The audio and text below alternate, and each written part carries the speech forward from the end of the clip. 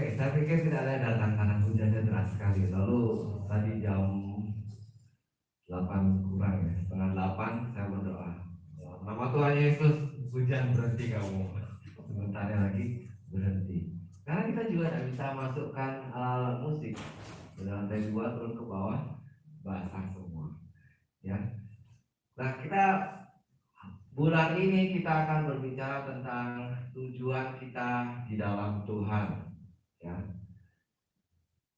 Kita semua punya arahan yang Tuhan sediakan, ya, karena Tuhan berfirman di Yeremia 29 ayat 11 bahwa aku ini mengetahui rancangan-rancangan apa yang ada padamu, yaitu rancangan damai sejahtera, bukan rancangan kecelakaan, untuk memberikan kepada kamu hidup yang penuh harapan. Tapi syaratnya adalah di ayat berikutnya. Apabila kamu berseru dan datang untuk berdoa kepadaku, maka aku akan mendengarkan kamu. Tidak ada di situ ya. Apabila kamu mencari aku, kamu akan menemukan aku. Apabila kamu menanyakan aku dengan segenap hati, maka aku akan memberikan kamu menemukan aku. Jadi saudaraku, orang yang mau menemukan tujuannya dalam Tuhan, mau berguna di dalam kerajaan Allah, mau dipakai oleh Tuhan, itu harus aktif. Karena apa? Kita ini diciptakan sebagai pemimpin, sebagai raja, sebagai ratu dunia ini. Jadi kita harus aktif menjalankan kuasa dan otoritas yang Tuhan berikan kepada kita. Kita tidak bisa diam seperti seorang budak yang hanya menunggu perintah. Ya, saya dulu pernah mengalami seperti itu. Karena apa? Karena ya kita tahu tidak semua pemimpin yang ada di dunia itu baik, benar kan? Jadi pas bos yang kurang baik, apapun yang saya lakukan salah. Jadi saya mengambil sikap sebagai seorang hamba. Ya udah, terserah kamu. Kamu mau bilang aku salah, ya aku salah. Kamu bilang aku benar, juga nggak pernah bilang aku benar. Jadi kalau aku disuruh baru aku jalan, tidak ada inisiatifnya. Ya, kenapa orang susah ngambil inisiatif? Karena orang takut berbuat salah. Ya, itu yang membedakan orang-orang yang berhasil dengan orang-orang yang kurang berhasil. Kenapa? Karena dalam kehidupannya ada resiko. Kita beriman kepada Tuhan Yesus, kita juga mengambil resiko, ya kan? Kita mengambil resiko yang pasti bersama Tuhan, tetapi kita mengambil resiko yang sangat tidak pasti saat kita berhadapan dengan dunia. Orang-orang mencemooh kita, orang-orang meragukan kita, orang-orang mungkin menghina kita. Jadi kita perlu kuat di dalam Tuhan. Nah, dulu waktu saya sekolah, satu kompleks itu, SD, SMP, SMA, semua satu kompleks. Di dekat sekolah itu kalau kita olahraga, kita keliling beberapa ruas jalan itu. Di salah satu ruas jalan itu ada sekolah luar biasa. Ya, itu untuk orang-orang tunanetra atau orang buta. Dan kadang-kadang waktu saya sudah dewasa, saya lewat sana, saya lihat mereka pergi sore-sore gitu ya. Mereka sendiri jalan pakai tongkat. Kelihatan lah mereka itu buta, tapi mereka pakai tongkat. Dan apakah saudara percaya bahwa orang itu menemukan tujuannya walaupun dia buta? Ya, kenapa? Karena orang buta dilatih untuk mengandalkan panca inderanya yang lain. Dia mengandalkan pendengarannya. Ya, dia mengandalkan pendengarannya bukan hanya di telinga, tetapi juga di tongkatnya. Tongkatnya dipakai untuk menyentuh jalan, menyentuh benda, menyentuh apa. Dari bunyi-bunyi itu dia tahu. Ya, karena dia fokus, dia bisa sampai tujuannya. Bayangkan apa yang terjadi dengan kita yang punya panca indera lengkap, tetapi kita tidak tahu kemana tujuan kita. Itu sangat menyedihkan. Bagi kebanyakan orang itu sangat menyedihkan. Bagi kebanyakan orang yang tidak menyadarinya, mereka tak hanya tahu bahwa hidup saya kosong. Mungkin saya punya pekerjaan yang baik, mungkin saya punya keluarga yang baik, atau mungkin saya punya apa yang baik dan beberapa masalah, tantangan yang bisa saya hadapi. Tetapi terlepas dari semua itu, tetap merasa suatu kekosongan dalam hidupnya. Ya, kita lihat apa yang firman Tuhan katakan. Tuhan menggagalkan rencana bangsa-bangsa. Ia meniadakan rancangan suku-suku bangsa. Tetapi rencana Tuhan tetap selama-lamanya. Rancangan hatinya turun-temurun. Rancangan hatinya ini adalah purpose, tujuan. Jadi saudaraku, kita mau punya tujuan apapun, ya. Kalau kita bilang kita anak Tuhan, kita menyerahkan diri kita kepada Tuhan, kita bilang kita ada setia, gitu kan? Kepadamu Tuhan. Semakin sering kita nyanyi lagu itu, maka semakin sering kita rencana-rencana kita akan gagal. Karena ujung-ujungnya kita harus menggenapi rancangan yang ada di dalam hati Tuhan. Dan Tuhan punya untuk setiap orang punya rancangan yang khusus, ya. Jadi itu bukan hanya sekedar, tadi kita lihat misalnya ada tujuan umum. Tujuan umumnya adalah beritakanlah Injil kepada segala makhluk, bawalah mereka, ya. Itu tujuan umum dari Tuhan. Tujuan umum lain apa? Tuhan tidak ingin manusia itu binasa, tetapi Dia ingin semua orang selamat. Karena itu Dia mengirim Yesus untuk menebus dosa semua manusia. Tetapi karena manusia punya pilihan bebas, tidak semua orang selamat. Ya, jadi tujuan Tuhan juga mulia, tetapi tidak seluruhnya terpenuhi kalau kita tidak bekerja sama. Ya, kalau kita percaya tadi Yeremia 29 ayat 11 katakan bahwa rancangan Tuhan adalah rancangan yang baik untuk kita, maka apapun resikonya, apapun kesulitannya, kita harus melakukan rencana Tuhan. Dan tujuan hidup kita seharusnya berdasarkan dari apa yang Tuhan katakan tentang kita ini. Jadi seorang hamba Tuhan yang besar yang saya tahu di Singapura, gerejanya kayaknya 10.000, 20.000 orang.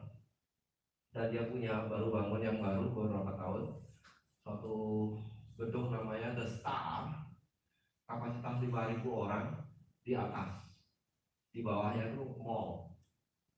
Dia yang punya, luar biasa. Jadi mallnya bayar sewa ke dia, gerejanya dapat pembiayaan dari mall. Kemudian ruangan gereja itu juga bisa disewakan untuk pertemuan-pertemuan lain. Ini mereka bayar, jadi gereja dapat uang dari sana.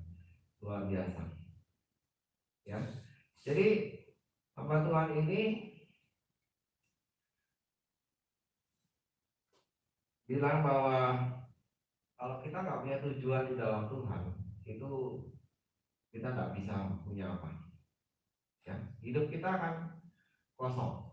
Sehari-hari kita melakukan pekerjaan yang sama, bahkan kita akan semakin tenggelam di dalam kehidupan yang tidak nyata itu. Kenapa? Karena kita akan cenderung berpura-pura nantinya. Pas orang tanya gimana keadaanmu, kita akan bilang baik, ya. Memang keadaan kita baik, orang pandang baik, kita nggak kekurangan uang, kita nggak sakit, kita nggak apa. Tapi dalam hati kita ada suatu kekosongan karena kita tidak melakukan apa yang Tuhan perintahkan kepada kita. Ya, saya yakin semua orang di ruangan ini, semua orang yang nonton pasti ada kekosongan seperti itu. Karena banyak sekali, lebih banyak orang yang tidak tahu tujuan Tuhan bagi hidupnya daripada orang yang tahu. Ya, dan tidak banyak orang juga yang tahu, mereka juga mau sacrifice atau merelakan dirinya untuk dipakai buat Tuhan, merelakan apa yang dia sukai agar bisa memenuhi panggilan Tuhan. Jadi menurut saya orang yang paling malang di dunia adalah orang yang tidak tahu tujuannya di dalam Tuhan. Seperti zombie, ya, kita hidup, kita makan, makan, kita bekerja, kita beraktivitas, tapi ujung-ujungnya untuk apa kita tidak tahu. Dan kita akan kelelahan sendiri. Ya. Seperti itu. Kita lihat dari Kejadian. Ini belum diupdate, gak apa-apa. Jadi kita akan lihat dari Kejadian 1 ayat 26 sampai 31. Itu adalah pada saat penciptaan manusia. Kita lihat Tuhan memberikan tujuan.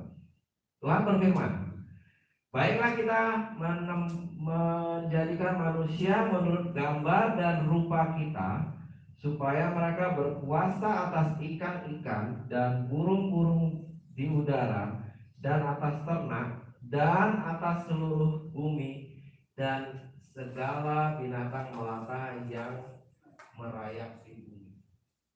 Jadi Tuhan memberikan kita tujuan pada saat menciptakan Adam. Ini adalah wilayah kekuasaan surga, namanya bumi. Semuanya masih kosong, semuanya bisa ditinggali, bisa ditanami. Kamu yang kelola, aku berikan kamu perintah, kuasai itu semua. Ya. Jadi kita semua diciptakan untuk menjadi pemimpin. Kita diciptakan untuk menjadi raja dan ratunya Tuhan. Tapi ini kerajaan yang berbeda dengan kerajaan-kerajaan dunia. Ya, kalau kerajaan dunia, raja dan ratunya memerintah atas orang-orang. Kalau firman Tuhan katakan kita memerintah atas burung, ikan, binatang, semua yang ada di bumi kecuali manusia. Ya, jadi jangan salah. Kita diberikan kuasa, otoritas untuk mengembangkan bumi, juga memimpin bumi. Kita diberikan daerah kita masing-masing.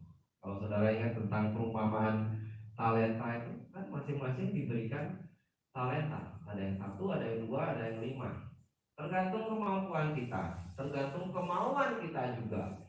Ya, kalau kemampuan kita sedikit, tapi kita belajar dan kita mengembangkannya, kemudian kita bilang sama Tuhan, saya mau lebih besar lagi, tanggung jawabnya lebih besar lagi, Tuhan akan berikan. Kalau kita bilang cukup Tuhan, kayaknya saya nggak kepingin tampil depan 1.000 orang, 1 juta orang, kayak capek ya.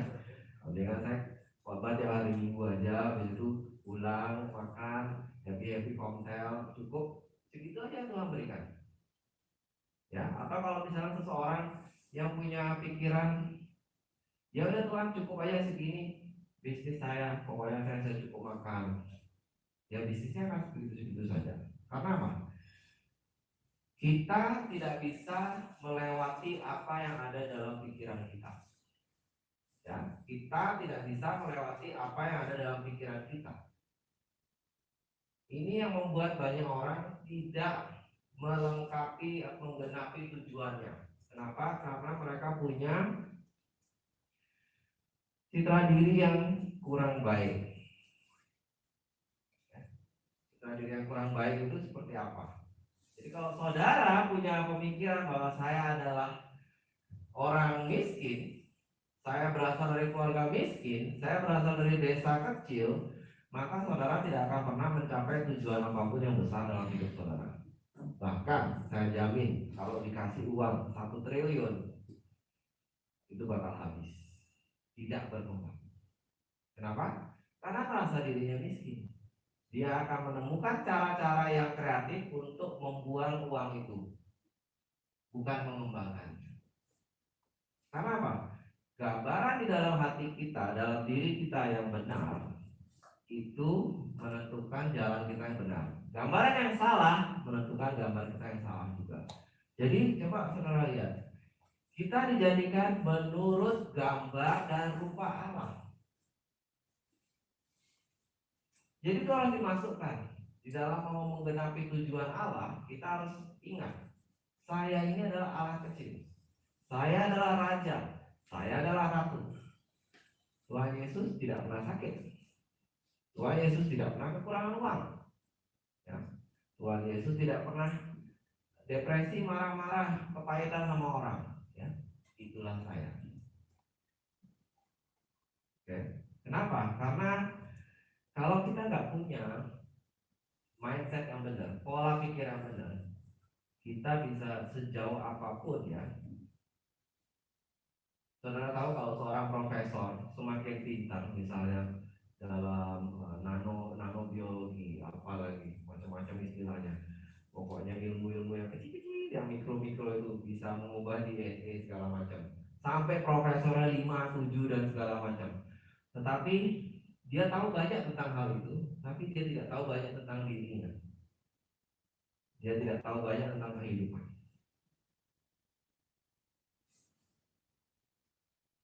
Jadi tujuan kita di sini bukan untuk mengumpulkan banyak-banyak informasi agar kita kelihatan pintar dan hebat, tetapi kita mengumpulkan informasi yang relevan agar kita tahu bagaimana cara kita menemukan tujuan Tuhan, kemudian mengikutinya dan akhirnya menggenapinya.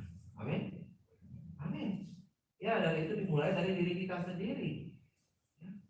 Kalau saudara tidak mempersiapkan diri, saudara tidak melihat diri saudara sebagai orang yang hebat di dalam Tuhan, lebih dari pemenang, maka saudara tidak akan bisa melakukan apapun yang Tuhan suruh. Ya, waktu disuruh maju, memberitakan, waktu ada kesempatan untuk melayani, kita akan takut karena kita merasa, oh, ada orang yang lebih hebat dari saya baru, saya tidak bisa apa, saya juga bahasa Indonesia belepotan atau apalah apa. Kita akan membuat alasan, kita ini jago membuat alasan, benar kan? Benar ya? Jadi kalau saya bilang, oke, ibadah kita akan mulai jam 10, karena jam 9 banyak yang terlambat. Nanti jam 10 ada yang terlambat, saya akan tanya, pasti semua pintar buat alasan. Betul kan? Jadi percuma mau jam 8, jam 9, jam 10, itu tergantung dari diri kita. Kalau kita yang merasa, oh saya ini anak Tuhan, saya tidak pernah terlambat, saya selalu tepat waktu. Apalagi kalau urusan ibadah, apalagi kalau mau ketemu Bapak saya di surga, nggak bakal terlambat. Ya, jadi tidak perlu setel alarm, tidak perlu macam-macam, kita pasti akan datang tepat waktu. Kenapa? Karena gambar diri kita sudah benar. Ya, ibaratnya gambar diri kita itu adalah programnya kita. Kalau program kita salah, kita dikasih kesempatan besar, ada orang yang dikasih peningkatan bisnis, peningkatan karir, atau peningkatan pelayanan, itu tidak berani menolak. Kenapa? Karena citra diri nggak benar. Nah, dia tidak tahu Tuhan mau menyediakan hal-hal yang lebih besar dari dia, dan dia tidak mempersiapkan diri untuk itu. Dan dia selalu merasa miskin rohani, merasa miskin secara keuangan, merasa miskin dalam pengalaman apapun. Ya, maka dari itu firman Tuhan bilang, kalau kita mau bermegah dalam Tuhan. Jadi jadilah raja dan ratu yang rendah hati. Kekuasaan itu temannya adalah kerendahan hati. Orang yang punya kuasa tapi sombong, itu akan jatuh. Enggak apa-apa, kita memang dipersiapkan untuk naik sama Tuhan, tapi kita harus ikuti caranya. Dan selama kita mengikuti cara Tuhan, pasti akan ada perubahan dalam hidup kita. Dari cara kita berbicara, dari cara kita berpikir. Kenapa? Karena pikiran kita, seperti kata Roma 12, diperbaharui supaya kita tuh sadar, oh ini pikiranku yang salah, buang. Ini pikiran Tuhan yang benar, ayatnya ini masukkan. Oh ini salah, buang. Jadi hidup kita itu sebenarnya adalah, kalau kita mau buang kotoran-kotoran yang ada dalam hati kita, dalam pikiran kita akan ketemu tujuan Tuhan. Oke? Ya, kita lihat yang berikutnya. Maka Allah menciptakan manusia itu menurut gambarnya. Menurut gambar Allah diciptakannya dia, laki-laki dan perempuan diciptakannya mereka. Jadi sebenarnya laki-laki dan perempuan itu diciptakan setara secara kemampuan. diberikan otoritas yang sama oleh Tuhan untuk memimpin. Hanya catatannya adalah ya, perempuan harus tahu kapan harus tunduk sama suaminya. Tapi lebih daripada itu, kemampuannya setara. Tidak ada yang menghalangi saudara untuk jadi pembicara yang hebat walaupun saudara seorang wanita. Tidak ada yang menghalangi saudara untuk menjadi perdana menteri, presiden, menteri walaupun saudara wanita. Tidak ada. Ya, asalkan posisi itu dipakai untuk memuliakan Tuhan. Amin. Ya, teman saya, Pak Beni, mungkin tahu ya Pak Beni ya, yang sering khotbah di sini. Dia atau temannya digadang-gadang untuk menduduki suatu posisi strategis di dalam pemerintahan, yaitu mewakili keagamaan juga, dan posisi ketua yang diincar. Kenapa? Karena sebagai orang Kristen yang jadi ketua, di bawahnya ada orang keyakinan lain, itu kita bisa lebih mengarahkan orang-orang untuk hidup benar sesuai standar Tuhan tanpa memaksakan ideologi kita. Jadi mereka punya cara untuk mengembangkan pengaruh otoritas mereka untuk kemuliaan Tuhan. Itu yang bisa kita pakai dalam pekerjaan kita, dalam kehidupan kita. Ya, saudara juga, misalnya kalau saudara punya langganan, punya teman, punya saudara yang walaupun tidak ikut Kristus, tapi mereka kenal nilai-nilai Kristus karena kita sering mengucapkannya dan kita sering mempraktekannya. Saya nggak terima suap, saya selalu bayar tepat waktu, apa seperti itu. Mereka terpengaruh. Bukankah kita punya pekerjaan ataupun bisnis akan juga lebih baik? Ya kan?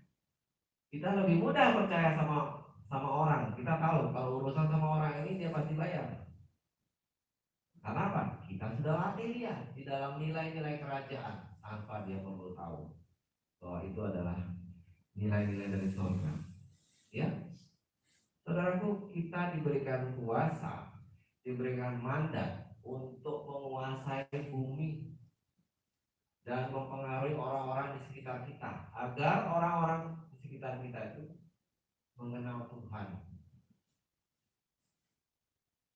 Ya, maka saya baru waktu belajar ini saya juga lihat, oh ya, ternyata apa yang saya lakukan sudah benar, dalam artian kalau ada saudara-saudara yang datang curhat atau konseling, saya berdoa, saya memberikan nasihat, tetapi saya tidak pernah memaksakan kehendak. Cuma saya memberikan standar-standar kerajaan Allah itu seperti apa. Ya, karena tadi dikatakan kita tidak memerintah atas sesama kita manusia, tapi kita bekerja sama. Amin. Ya. Ada satu gereja di Amerika. Hamba Tuhannya bilang begini, waktu lulus seminari, saya mau pergi ke luar negeri, mau jadi misionaris. Tuhan bilang tidak, kamu di Amerika saja. Akhirnya setelah dia menyerah, dia buka peta Amerika. Tuhan, aku harus kemana ya? Ada satu kota kecil disuruh ke sana. Dia cuma naik mobil dengan segala isinya, itulah harta bendanya. Ke sana, hari pertama langsung dapat tempat tinggal gratis selama sebulan, langsung dapat jemaat yang kasih tempat tinggal gratis. Ya, agen properti seperti itu. Sekarang gereja sudah 30.000 orang di lokasi, tapi kalau di seluruh dunia lebih banyak lagi. Ya, dia melakukan apa yang Tuhan suruh. Dia maunya pergi ke luar negeri, tapi Tuhan suruh tinggal di dalam negeri. Akhirnya dia juga punya jemaat di luar negeri, banyak sekali. Ya, kita nggak bisa memikirkan apa yang Tuhan pikirkan. Betul kan? Betul kan? Ya. Kemarin saya sempat cerita, ada satu gereja yang isi 100 orang, tetapi dia bisa memberikan persembahan kepada hamba Tuhan yang melayani selama 5 hari berturut-turut. Zaman itu tahun 80-90-an, $350.000. Berapa itu? Kalau kali 10 aja, kali 10.000 itu udah 3,5 M, ya, hanya untuk 5 hari. Cuma ada cuma 100. Dari mana dia dapat uang sebanyak ini? Karena dia tahu rahasia kerajaan, karena dia tahu tujuannya dia. Ya, jadi uang nggak masalah. Begitu. Jadi kita harus terus mengejar secara aktif apa sih yang Tuhan berikan kepada kita. Lalu ayat berikutnya, Allah memberkati mereka, Adam dan Hawa. Lalu Allah berfirman kepada mereka, beranak cuculah dan bertambah banyak, penuhilah bumi dan taklukkanlah itu. Ya, jadi nggak ada menaklukkan manusia. Berkuasalah ikan-ikan di laut dan burung-burung di udara dan atas segala binatang yang merayap di bumi. Nah, jadi ini Tuhan minta kita memerintah atas bumi dan segala isinya, bukan atas manusia. Lebih spesifiknya apa? Tuhan minta kita memerintah atas daerah di mana kita ditempatkan. Saudara punya keluarga, ya perintahlah keluarga itu dengan baik. Saudara punya area kekuasaan di tempat pekerjaan, ya perintahlah tempat kerjaan itu jadi baik. Ya, kalau bisa seperti Goshen, semua perusahaan itu kacau, tapi divisimu sendiri yang paling bagus. Ya, saudara punya bisnis, semua orang lain bilang, bahkan saya pernah dengar ada jemaat yang cerita, kok hamba Tuhanku bilang ini ya, kalau bisnis sih nggak apa-apa nipu-nipu orang-orang, maksudnya nggak ngomong kebenaran begitu, itu kan namanya bisnis, itu salah.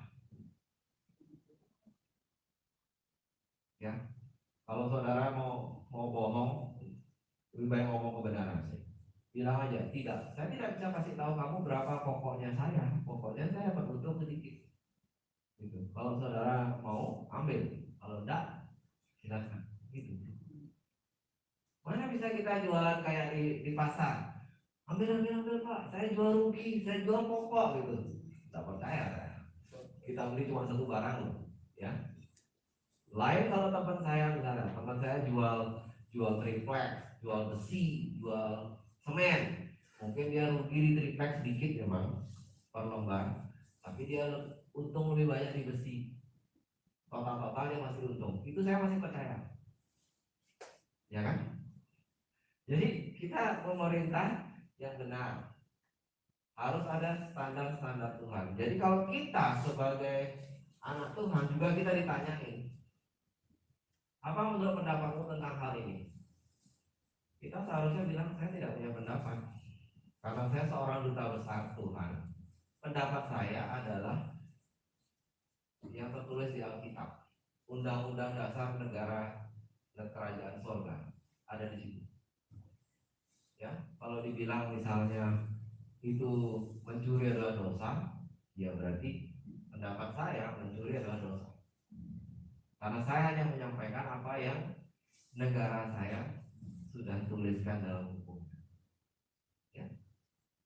Itu juga menjaga kita untuk tetap dalam tujuan. Kalau kita tahu rambu-rambunya, kita nggak akan keluar dan kita akan sampai ke tempat tujuan.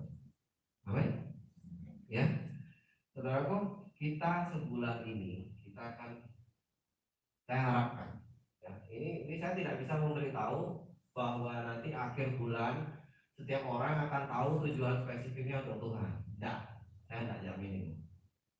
Tapi ini ada prinsip-prinsip yang kita akan bahas sepanjang bulan, sepanjang minggu ini, agar kita bisa seperti yang Yeremia katakan, kita mencari Tuhan dengan segenap hati, sehingga kita menemukan Tuhan memberikan jawaban. Tuhan menunjukkan, ini loh yang harus kamu lakukan anakku. Ya, percayalah padaku. Ya, kita akan berbicara prinsip-prinsip. Karena kalau saya tahu tujuan saudara-saudara secara spesifik, itu kalau nggak Roh Kudus yang ngasih tahu, berarti saya ngarang-ngarang. Ya, dan kepala saya pusing kalau saya harus disuruh cari tujuan setiap orang. Karena itu adalah tanggung jawab pribadi kita. Seperti yang saya katakan, orang Kristen, anak Tuhan itu terjebak di dalam kenyamanan dunia karena apa? Suka melempar tanggung jawab. Itu bukan salah saya, itu urusannya Pak Pendeta, itu urusannya ini, itu urusannya itu. Saya clear, berusaha mengikuti apa yang dunia katakan. Tapi kalau kita sebagai raja, kalau ada sesuatu masalah di dalam kerajaan kita, di rumah tangga kita, di lingkungan kerja kita di mana kita sebagai pemimpinnya, berarti itu tanggung jawab saya. Ya. Hanya dengan kita menyelesaikan semakin banyak masalah, semakin besar masalah, maka kepemimpinan kita akan semakin meningkat. Dan kita akan mendapat tanggung jawab yang lebih besar. John Maxwell berkata, kalau saudara mau naik ke puncak lebih cepat, selesaikan lebih banyak masalah. Apalagi kalau orang lain tidak bisa nyelesain, cuma saya bisa menyelesaikan, pasti kelihatan hebat. Ya kan? Oke. Jadi hidup ini nggak bisa kita pakai main-main lagi. Sudah waktunya kita bertumbuh untuk menjadi orang yang dewasa di dalam Tuhan, mengambil tanggung jawab kita. Yang keempat, berfirmanlah Allah, lihatlah, aku memberikan kepadamu segala tumbuh-tumbuhan yang berbiji di seluruh bumi dan segala pohon-pohonan yang buahnya berbiji. Itulah yang akan menjadi makananmu. Tetapi kepada segala binatang di bumi dan segala burung di udara dan segala yang merayap di bumi yang bernyawa, ku berikan segala tumbuh-tumbuhan hijau menjadi makanannya. Dan jadilah demikian. Artinya apa? Segala sesuatu yang diciptakan Tuhan itu ada tujuannya khusus. Manusia ini dikasih makanan yang dari pohon-pohonan yang buahnya berbiji. Binatang yang lain akan diberi makanan yang rumput-rumputan, tumbuhan hijau. Jadi kita dikasih kolam sendiri sama Tuhan. Makananmu ini, makananmu itu, jadi kita tidak berebut. Ya, kita diberikan tujuan yang spesifik. Okay. Tujuanmu itu, tujuan saya ini mirip tapi tak sama, jadi kita tidak usah rebut-rebutan jemaat misalnya, ya kan? Saudara lihat ada banyak gereja, tapi kalau hamba-hamba Tuhan percaya bahwa Tuhan memberikan mereka gereja yang unik, yang khusus, nggak perlu takut walaupun sebelah-sebelahnya ada gereja lain. Ya. Mungkin yang satu gerejanya isinya orang tua toh, satu isinya anak muda toh, satunya campuran tapi keluarga kecil-kecil yang masih muda-muda. Ya. Sama-sama menggembalakan, tapi tipe-tipe jemaat berbeda. Ya. Yang penginjil, jangan pikir coba menginjil itu pergi ke Afrika, ketemu orang-orang liar, dia nggak bisa bahasa Inggris, nggak bisa bahasa Indonesia, yang ngomongnya kayak apa? God must be crazy itu ya. Saya bingung apa ini ngomongnya itu kayak kotak-kotak aja lidahnya, tapi mereka mengerti. Itu penginjilan bukan hanya tentang itu. Kita di tempat kita juga kita penginjilan. Penginjilan juga ada yang pakai gaya kamu mau percaya Tuhan atau masuk neraka. Ada juga penginjilan yang ya kita pergi makan, kita ngomong-ngomong, kita jalan-jalan, ngomong-ngomong bisnis, ngomong-ngomong kerjaan. Tapi kita masuk dengan nilai-nilai Tuhan. Tunggu waktu orangnya ada masalah, kita bilang, kamu tahu ada Tuhan yang bisa menyelesaikan. Kan saya sudah pernah cerita berapa kali, bisnis saya gagal, kerjaan saya terganggu, saya doa sama Tuhan ini terjadi. Sekarang giliran kamu. Itu penginjilan. Oke? Temukan tujuan spesifik Anda dengan cara Anda yang unik, gaya Anda yang unik untuk menyampaikan kebenaran firman. Itu pasti diberkati. Ya. Kalau merasa itu bukan lawan tandingnya, ya cari. Oh, ada teman saya yang mungkin lebih cocok.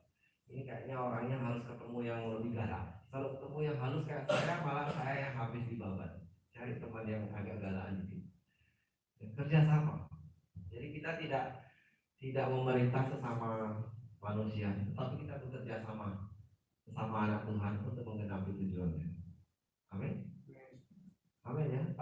ada yang misalnya latar belakangnya, pengalamannya, keahliannya lebih mirip dengan orang yang datang membawa masalah ke saya, ya saya akan minta tolong sama orang itu. Ya, kenapa? Saya juga tidak bisa. Misalnya mungkin saudara-saudara pernah dengar tentang Ibu Gembala, bagaimana pengalaman hidupnya luar biasa sekali. Saya tidak merasa hidup saya seburuk itu, tapi ada sih buruk-buruknya. Cuma kalau saya ngomong sama orang yang mirip sama dia, mungkin saya agak susah karena orangnya merasa kamu tidak pernah susah seperti saya, ya kan? Tapi kalau saya disuruh ngajar orang, ya, dari tidak mengerti saya mengerti, itu bisa lebih bagus. Jadi kita bergerak sesuai dengan tujuan kita masing-masing. Yang penting adalah juga perlu diingat ya, ini nggak ada di sini ya. Tuhan bekerja berdasarkan musim. Ya, ingat, Tuhan bekerja berdasarkan musim. Tidak selamanya kita akan disuruh melakukan pekerjaan yang sama terus oleh Tuhan. Karena apa? Tuhan mau kita meningkat. Pekerjaan yang kita lakukan sementara ini mungkin ada yang pelayanan kayaknya udah berbulan-bulan, bertahun-tahun, kok cuma gini-gini toh. Itu latihan. Itu latihan untuk peningkatan ke level berikutnya. Ya, jadi setia aja sama panggilannya. Tidak usah takut. Yang penting ketemu dulu. Yang penting ketemu dulu, ya. Dan tetapkan dalam hatimu, jangan sampai saya berhenti sebelum saya ketemu. Ya. Karena di kuburan banyak orang-orang yang tidak punya visi. Tidak punya masalah, tapi juga tidak punya visi. Mereka semua di kuburan. Kalau kita mau berguna bagi kerajaan, kita mau hidup yang penuh, kita harus punya visi. Kita harus punya tujuan dalam Tuhan. Ya. Kemudian Allah melihat segala sesuatu yang dijadikannya itu sungguh amat baik. Jadilah petang dan jadilah pagi, dan itulah hari ke-6. Ya. Jadi harinya Tuhan itu dimulai waktu gelap, petang, berakhirnya waktu pagi, kembali semua kita. Tujuan hidup setiap orang diberikan sesuai dengan karunia-Nya. Jadi temukan karunia Anda untuk menggenapi tujuan Tuhan, supaya Anda bisa hidup produktif. Intuitif itu maksudnya kita punya insting itu bagus, ya. Kemudian kita nyaman, berpengaruh, dan kita juga puas dalam menjalankannya. Kan penyakit dunia itu adalah mereka tidak pernah merasa puas. Mereka pikir kalau saya punya 1 miliar saya kaya. Setelah punya 1 miliar saya pikir kurang. Tapi kalau ada orang yang ketemu tujuan dalam Tuhan, lalu dia pergi, ini cerita sungguhannya. Lalu dia pergi meninggalkan anak cucunya. Dia pergi ke Kenya. Dia mendirikan panti asuhan di sana. Dia kasih makan anak-anak yang tidak mampu tiap hari. Selama bertahun-tahun dia tidak pernah pulang tengok anak cucunya. Dia berbahagia karena itu yang Tuhan suruh. Dan Tuhan tidak memisahkan dia dengan keluarganya. Kenapa? Karena waktu Tuhan suruh dia ke Afrika, Tuhan memberikan dia sukacita. Tuhan mengubah hatinya. Hatinya berubah dulu, baru Tuhan bisa kirim. Kalau hatinya tidak berubah, Tuhan tidak bisa melakukan apapun. Percaya kan? Kalau orang pacaran, kalau kita mendapatkan hatinya, kita dapat duitnya, kita dapat waktunya, ya. Apa yang saudara cari? Tangkap dulu hatinya. Nanti yang ATM, nomor rekening segala macam itu keluar. Ya, yang di belakang ketawa-ketawa itu ya. Oke. Jadi jaga hatinya supaya rekeningnya tidak bocor. Ya, itu kalau Tuhan dapatkan hati kita, maka kita disuruh melakukan apapun sama Tuhan, kita pasti mau. Jadi kalau selama ini orang-orang yang merasa Tuhan menyuruh melakukan dia sesuatu tapi ragu-ragu atau tidak mau melakukannya, itu karena belum memberikan hatinya secara penuh kepada Tuhan. Mungkin keminter. Nanti kalau saya salah gimana? Nanti kalau saya begini gimana? Nanti kalau saya begitu gimana? Tuhan yang diajak berargumen. Kalau argumen sama gembala nggak apa-apa, mungkin gembalanya kalah. Tapi kalau argumen sama Tuhan, ya, Tuhan tidak menang, tidak kalah, dia diam aja. Tapi dia sudah tahu, dia nanti pasti ujung-ujungnya nyari aku juga, ya kan? Nanti pasti ujung-ujungnya nyari aku juga. Tak suruh pergi ke sini tidak mau, tak suruh pergi ke sana tidak mau. Tapi kalau udah jatuh sendiri, udah bonyok, baru dia, oh iya benar ya Tuhan. Kadang-kadang jadi kita harus kita harus refleksi diri lah. Apa sih yang sering kita lakukan tuh? Kita tidak menyadarinya. Ya.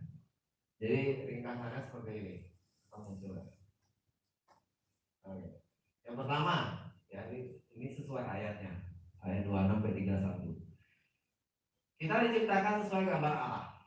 Berarti kita itu adalah Allah kecil. Kita bisa melakukan apapun yang kita bisa. Batasannya adalah apakah itu yang Tuhan suruh. Yang kedua, kita diberi kuasa dan otoritas. Jadi memang kita kalau disuruh oleh Tuhan, kita berhak untuk melakukannya dan bisa melakukannya. Tidak mungkin Tuhan nyuruh kita melakukan sesuatu, tidak memberikan kita modal. Diberi kuasa dan otoritas untuk mempengaruhi orang, mempengaruhi bumi dengan positif, dan diberi kita tugas dan tujuan. Ya, ini kembangkan. Kalau yang suka hitung-hitung duit, Tuhan itu bangkit. Dia itu mau supaya uangnya berbunga. Investasinya dalam diri kita itu berbunga, supaya kita bermultiplikasi, kita bertambah banyak. Kita menjadi berkat, itu tujuannya dia. Dia nggak mau kita di tempat yang sama, ya terus-terusan jadi anak buah, padahal kita bisa jadi pemimpin. Ya itu seperti cerita begini. Saya pernah dengar. Saya ingat sekali cerita itu kenapa? Karena ada seorang tua yang mengumpulkan uangnya seumur hidup, terus dia menjual ladangnya. Mungkin di Irlandia di mana gitu ya, pokoknya di daerah yang nggak terkenal. Dia mau pergi ke Amerika, negara yang penuh dengan kesempatan. Uangnya itu semua dia kumpulin cukup untuk beli 1 tiket pergi ke Amerika, tidak ada tiket pulang. Dia naik kapal selama sebulan. Jauh kan? Waktu itu juga cuma ada kapal laut. Kapal sebulan dia bawa roti, biskuit kering dan air. Sampai habis itu semua sudah belum sebulan. Akhirnya dia berhemat-hemat sampai dia kelaparan di kamarnya. Suatu saat ada stafnya kapal itu lewat, sering lihat bapak ini, tapi kok dia nanya gini, Pak, kok saya nggak pernah lihat bapak di restoran? Oh maaf nak, aku gak punya uang, aku kan cuma punya uang untuk beli tiket aja. Oh bapak salah, dalam tiket itu semua sudah ada makanan gratis. Mau makan jam berapapun dimanapun asal restoran yang buka silakan aja ambil. Jadi itulah kita. Kita sering tidak tahu apa yang Tuhan sediakan buat kita. Lalu kita bilang, aku cuma punya tiket, apa lagi? Padahal dalam tiket itu banyak sekali isinya. Jadi pelajari apa yang kita punya. Temukan tujuannya, pasti Tuhan berikan. Ya ini spesifik buat setiap orang itu lain-lain. Jadi kita nggak usah rebutan, bahkan kita saling kerjasama untuk membantu. Yang terakhir, disediakan sumber dayanya oleh Tuhan. Jadi ada karunia-karunia khusus yang Tuhan berikan, sehingga karunia-karunia itu akan berguna untuk kita melakukan apa yang Tuhan suruh. Ya. Kalau kita tipenya orang yang mungkin penginjil, ketemu orang sekali itu habis itu tidak ketemu lagi, mungkin kita diberikan karunia berbahasa roh dan menginterpretasikan. Jadi kalau ketemu orang langsung, apa masalahmu? Oh, oke, dia doa bahasa roh langsung tahu. Oh, Tuhan bilang ini sama kamu, benar nggak? Orang itu langsung bilang, oh benar, tidak mungkin kamu tahu rahasia. Kalau orang yang mengembalakan, mungkin dia diberi karunia untuk mengajar, karunia empati yang lebih tinggi, karunia untuk apa? Melayani counseling lebih tinggi, walaupun sering ditipu-tipu. Ya, seperti itu.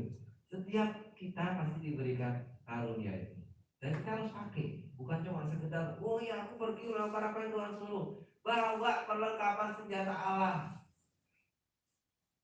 ya, bawa perlengkapan senjata Allah, bawa karunia-karunianya, jangan berangkat begitu saja.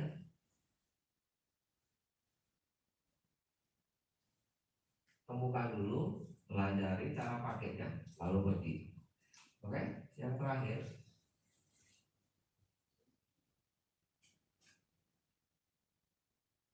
saya sarankan saudara sepanjang bulan ini membawa diri sendiri, fokus.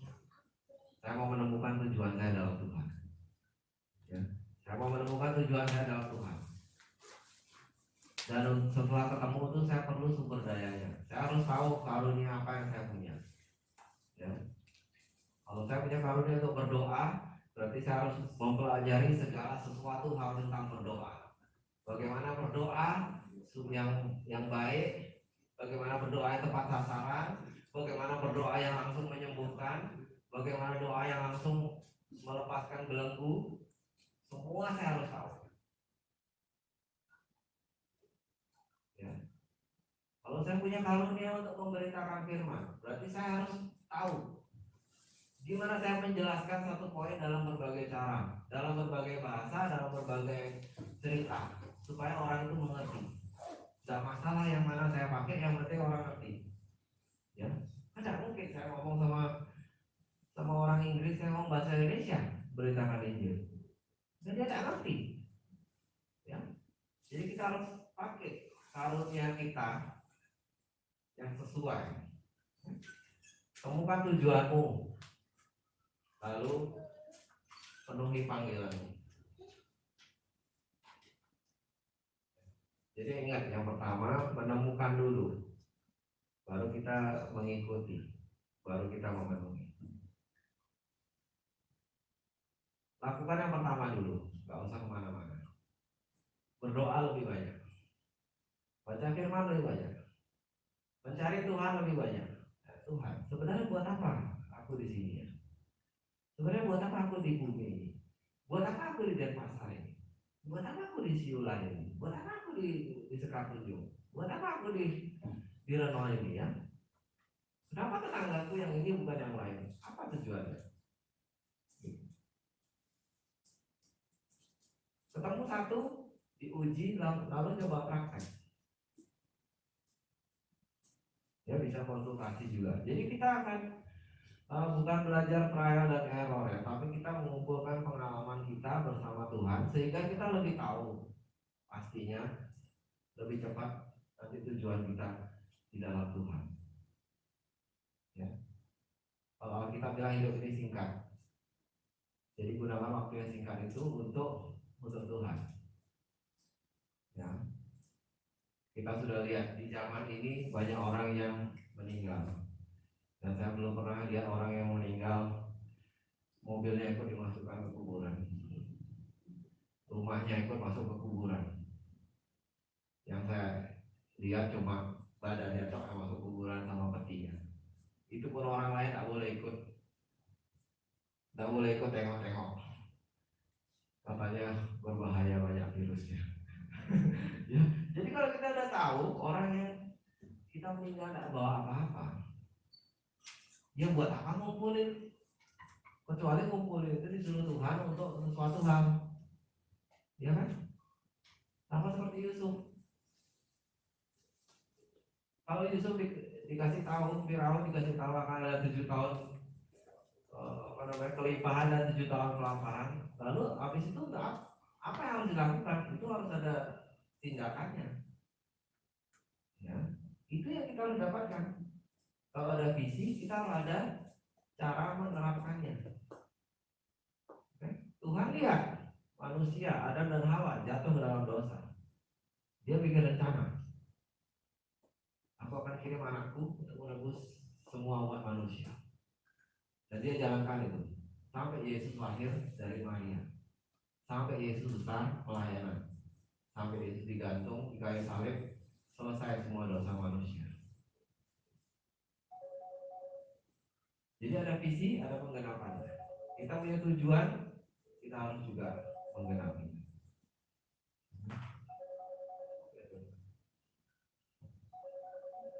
Oke, sudah selesai berarti. Sudah kelas selesai. Oke, saya mau mengundang saudara-saudara untuk bangkit berdiri.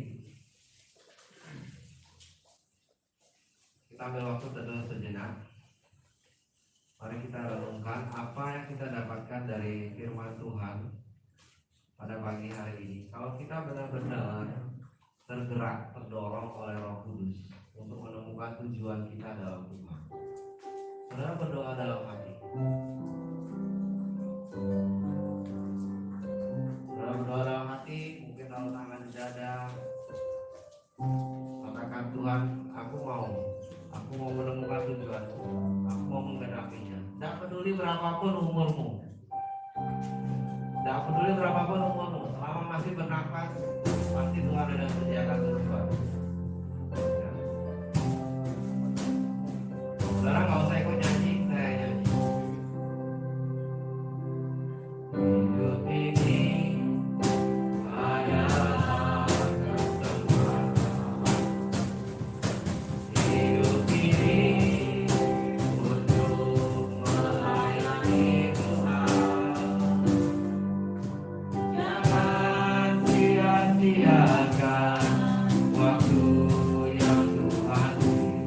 Hidup ini harus jadi berkah. Oh Tuhan, pakailah hidupku selagi aku masih kuat.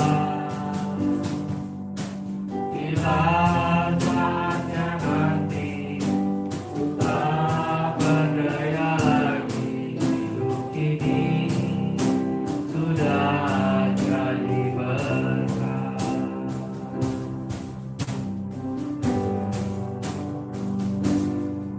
Hidup ini adalah kesempatan.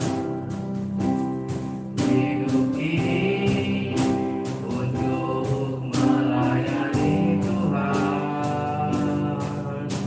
Jangan sia-siakan waktu yang Tuhan beri. Hidup ini harus jadi berkah. Pakailah hidupku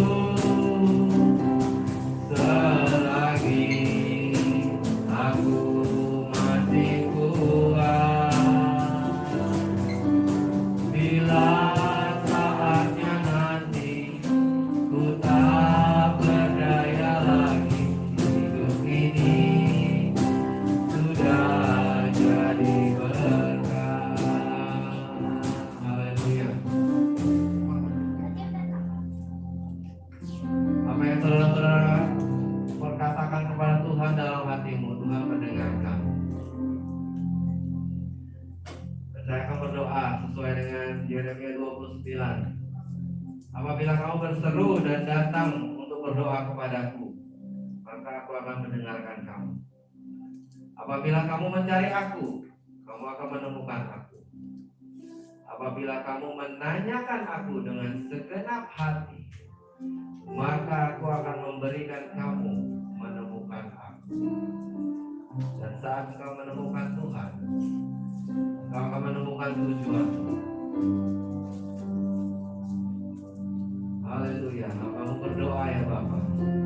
setiap anak-anakmu yang dengan sungguh-sungguh pagi hari ini berdiri menyatakan keinginan mereka untuk menemukan kehendak-Mu yang sejati di dalam hidup mereka. Berapapun usia mereka, berapa lama pun yang mereka butuhkan, mereka akan terus mengejarnya, mengikutinya, dan memenuhi, menggenapi panggilan-Mu. Sebab kami tahu bahwa tidak ada yang lebih memuaskan, yang lebih menyenangkan daripada mengikuti kehendak Tuhan. Biarlah seperti lagu ini, saat kami kembali kepadamu, kami bisa dengan rendah hati dan bangga kami berkata bahwa kami sudah menjadi berkat selama kami ada di bumi. Haleluya. Amin. Silakan dulu.